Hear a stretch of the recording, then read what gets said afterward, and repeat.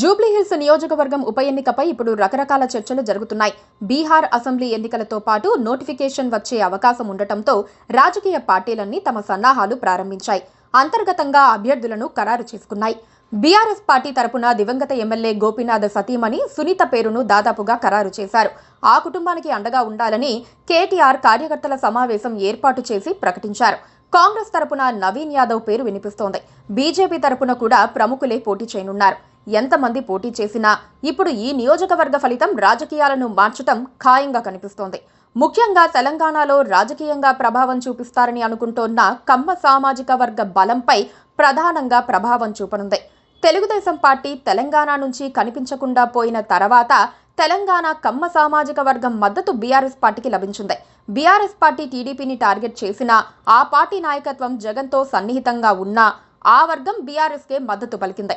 అందుకే జూబ్లీహిల్స్, శేర్లింగంపల్లి నియోజకవర్గాల్లో ఆ వర్గం అభ్యర్థులు బీఆర్ఎస్ తరపున సులువుగా గెలుస్తూ వచ్చారు.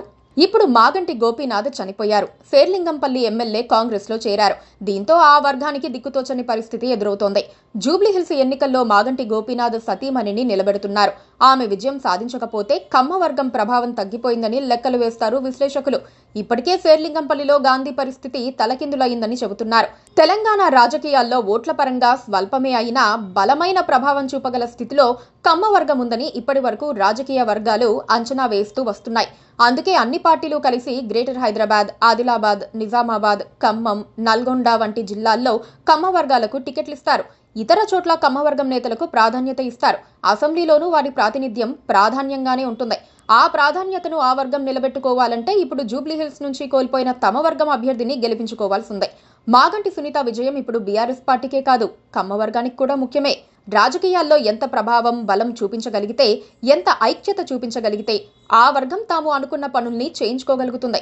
వ్యాపారం మీద ఎక్కువగా ఆధారపడే కమ్మ వర్గం తమ బలాన్ని చూపించుకొని ఎంతో కొంత ప్రభావం చూపించాలంటే చట్టసభల్లో ప్రజాప్రతినిధుల్ని గెలిపించుకోవాల్సి ఉంటుంది.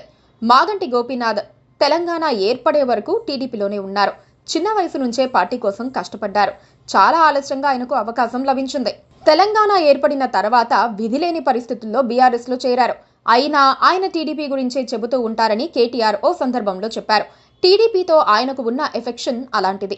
ఇప్పుడు మాగంటి సునీతను ఓడించడానికి కాంగ్రెస్ పార్టీ తీవ్ర ప్రయత్నాలు చేయనుంది. మరి ఈ ప్రయత్నాలను కమ్మ సామాజిక వర్గం అడ్డుకొని తమ వర్గ బలాన్ని నిరూపించుకునేలా సునీతను గెలిపించుకోవాల్సిందే. లేకపోతే వారి పవర్ తగ్గిపోవటం ప్రారంభమవుతుంది.